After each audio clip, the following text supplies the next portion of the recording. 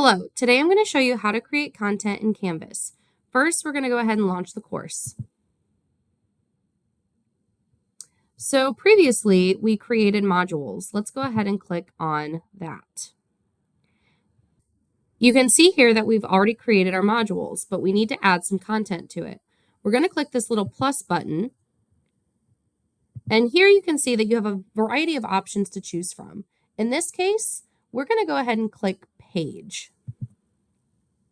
So here you can see I already have some pages created, but we're going to go ahead and start from the very beginning. So you're going to hit Create Page, and you can go ahead and give your page a name.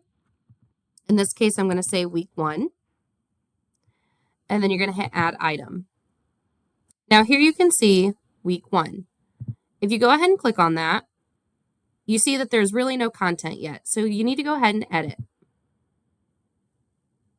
Now the HTML editor pops up. So you could type your content directly into this box. However, I'm going to go ahead and copy and paste some information from a Word document into my editor. All right, so there you can see I have the editor done. I could go ahead and edit some more things. I could add a heading. Here you can obviously see you have some tools just like in any HTML editor. I'm going to go ahead and give this my title again. So you can go ahead and play around with some different formatting options. I can even add media in. So all you need to do is give yourself some room and then hit Insert. And in this case, I'm going to go ahead and insert an image. So I'm going to go ahead and hit Upload Image.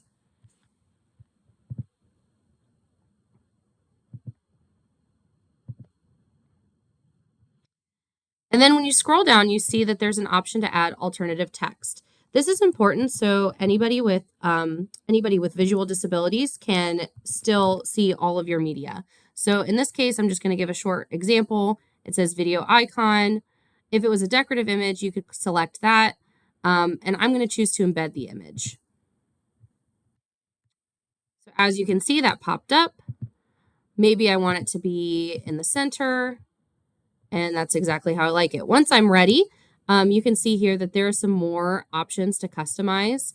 You can see who's allowed to edit the page, or you can assign it to specific people and even give a time that it's available until. So maybe you want to restrict access. At this point, you could save it. In this case, I'm going to go ahead, save, and publish.